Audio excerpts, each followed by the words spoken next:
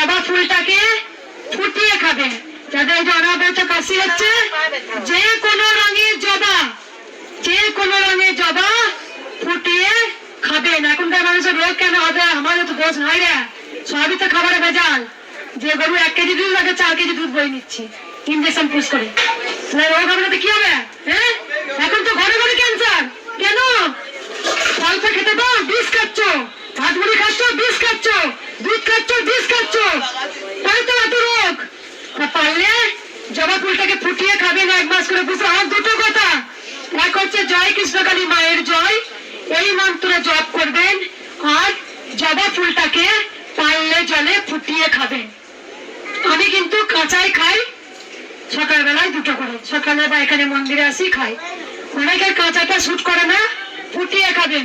জবা ফুল কিন্তু খুব ঠান্ডা,